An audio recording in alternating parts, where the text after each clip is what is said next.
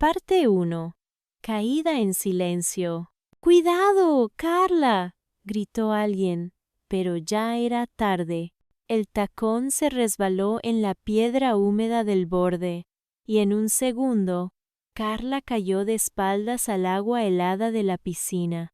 Vestido rojo de seda, sandalias elegantes, maquillaje perfecto, todo desapareció bajo el agua turquesa, frente a una mesa de invitados congelados por la sorpresa.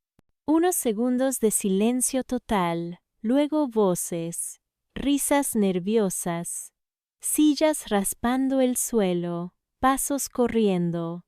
Pero solo una mano apareció frente a ella, antes que todas, firme, rápida, diferente. La mano de Lucas. «¿Estás bien?», dijo él, sin esperar respuesta. Ella la tomó. El agua goteaba de su pelo y bajaba por su cuello. Los ojos de Carla buscaron los de él, y sin querer, sin pensar, sucedió. Un instante, un impulso, un beso, corto, confuso, solo para ellos. Nadie más lo notó. Lucas apartó la mirada, serio. Ella tembló. «¿Qué fue eso?», susurró Carla para sí. David, su novio, llegó corriendo con una toalla. La madre de David detrás, con cara de escándalo discreto. El padre observando desde lejos con una copa en la mano. «¿Te has hecho daño, amor?», preguntó David.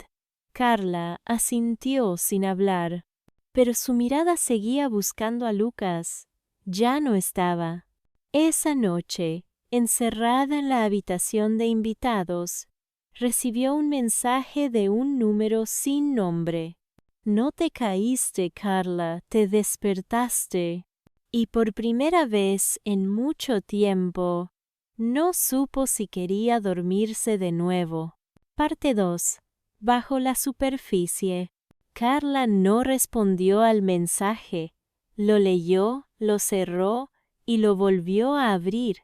1, 2, 3 veces, como si las palabras pudieran cambiar al releerlas. Pasaron 3 días. David le compró flores. Organizaron una cena con sus padres y hablaron sobre el viaje a Valencia que harían juntos. Todo parecía bien, casi perfecto, pero Carla no podía dejar de pensar en Lucas. No porque fuera especial, ni siquiera lo conocía.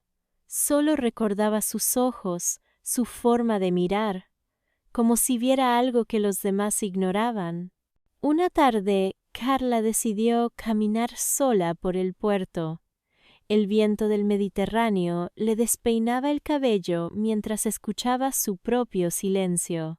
Se detuvo en una pequeña cafetería junto a los barcos, pidió un café y se sentó mirando el mar. Y entonces, sin esperarlo, alguien se sentó frente a ella. «No pensé que vendrías», dijo Lucas, sin saludar. «Ni yo», respondió ella, sorprendida de su propia sinceridad. Hablaron poco, más silencios que frases. No había coquetería ni juegos, solo una tensión rara. El tipo de conexión que no se busca, pero que aparece como una grieta en la pared perfecta. Carla jugaba con su taza mientras él hablaba de libros, del clima, de lo que veían frente a ellos. Nada personal, todo elíptico. Pero cuando él se levantó para irse, se detuvo un segundo más de la cuenta. «No te confundas, Carla.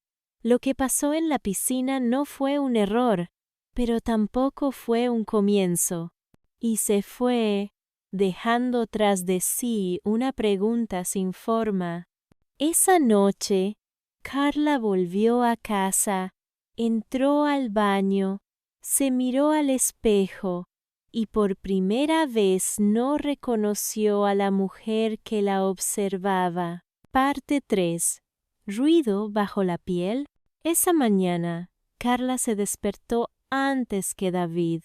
Escuchaba su respiración tranquila, su brazo pesado sobre su cintura. Todo era familiar. Demasiado. Pasaron los días, y aunque intentaba seguir como si nada, algo dentro de ella no encajaba. Iban a cenas con amigos, hablaban de muebles para su nuevo piso, y hasta planeaban adoptar un perro. David la miraba con ternura, ajeno a cualquier duda, pero Carla sentía que caminaba en puntas de pie dentro de su propia vida. Una tarde, mientras revisaba fotos antiguas en su móvil, encontró la imagen que no recordaba haber tomado. Una sombra junto a la piscina, el reflejo azul del agua, una silueta masculina recortada al sol. Era Lucas, o algo que lo parecía. Carla se sorprendió guardando la imagen. Ese mismo día, al salir del trabajo, lo vio, de nuevo, Lucas, en una esquina del barrio, leyendo algo en su móvil. No la esperaba ni la buscaba. Parecía que la casualidad se burlaba de ellos. ¿Tú vives por aquí?, preguntó Carla sin pensar. Lucas la miró, sonrió apenas. A veces camino sin rumbo. Supongo que hoy me trajo hacia ti. Hablaron mientras caía la tarde. Esta vez hubo risas, frases cortas, complicidad. Y justo cuando ella se iba a despedir, sin pensarlo, lo hizo. Un pozo de dudas disfrazado de un solo gesto. Un segundo breve, pero irreversible. Un beso. Esa noche, en la ducha, Carla cerró los ojos y dejó que el agua la cubriera, como si pudiera borrar todo. Pero el espejo volvió a mostrarle la misma verdad. Ya no sabía si estaba construyendo algo o empezando a romperlo. Parte 4. Lo que no se dice. Carla empezó a evitar los silencios largos con David. Le molestaba cómo él se sentaba tranquilo en el sofá, cómo hablaba de cosas pequeñas como si el mundo no se estuviera moviendo por dentro. Le molestaba incluso su bondad constante. Mientras tanto, con Lucas, los encuentros seguían, siempre breves, siempre a la sombra de lo no dicho. Se cruzaban en cafeterías, en calles del centro, como si la ciudad jugara a reunirlos sin ruido. Ninguno preguntaba demasiado, y esa falta de expectativas era, para Carla, una extraña forma de libertad. Una tarde, en un mercadillo de libros usados, se toparon de nuevo. Carla hojeaba una edición vieja de El Principito cuando Lucas apareció detrás de ella. Ese libro siempre me dio un poco de tristeza, comentó él, sin saludar. ¿Y eso? Tal vez porque nadie enseña a cuidar lo que tiene valor hasta que ya no lo tienes. Carla no supo qué responder. Se quedaron allí, mirando páginas ajenas, y luego caminaron juntos hasta el metro. Antes de despedirse, hubo una pausa. No sabían si era un adiós o una continuación, pero algo tembló en el aire. Y fue ahí, en ese umbral breve, donde ocurrió el segundo beso. Silencioso, seco, casi torpe, pero real. Esa noche, David notó que Carla tenía los ojos en otro lugar mientras cenaban. No dijo nada, solo la observó, como si intuyera que algo estaba cambiando. Carla, por su parte, no dormía. Se sentía atrapada entre dos vidas, una segura, otra incierta. Lo que más le pesaba no era el miedo, era la culpa que aún no tenía nombre. Y al día siguiente, David le preguntó sin rodeos, ¿hay algo que deba saber? Ella se quedó en silencio, y ese silencio dolió más que cualquier palabra. Parte 5. Ruido en lo callado. Desde aquella noche, todo empezó a sonar distinto en casa. Los pasos de Carla por el pasillo, antes ligeros, ahora eran cuidadosos, como si pisara vidrio. David, por su parte, no insistía, pero sus miradas se alargaban más de lo necesario, buscando respuestas en gestos, en pausas, en la forma en que ella evitaba decir nosotros. Una mañana, mientras desayunaban en la terraza, Carla dejó caer su cuchara. El sonido fue seco, metálico. «Estoy confundida», dijo sin levantar la vista. David dejó la taza a un lado. «¿Confundida por qué?» Ella no respondió. Porque no era solo Lucas, ni solo el vacío que había crecido entre ellos. Era todo. La rutina, el silencio compartido, las promesas que ya no tenían el mismo peso. «¿Es por alguien más?», preguntó él. Ella asintió apenas, y David, tras unos segundos, dijo con voz tranquila: «Eso explica mucho».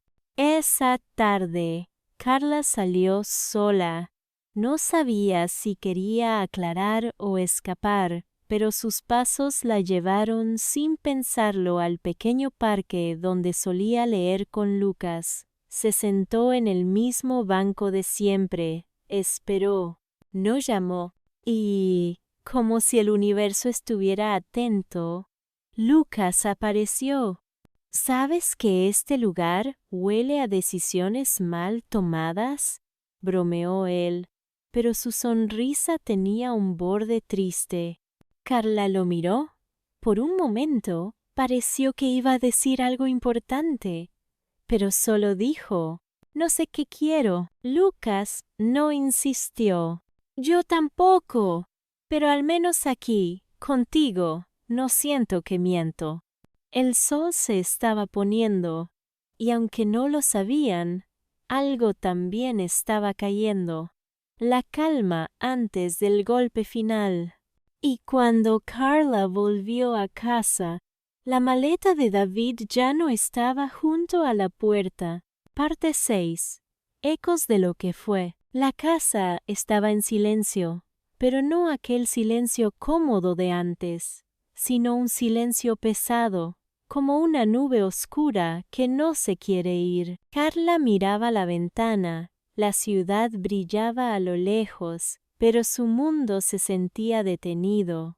No esperaba que David regresara. La maleta, el vacío, todo hablaba por sí mismo. Sin embargo, algo en su interior se negaba a cerrar esa puerta.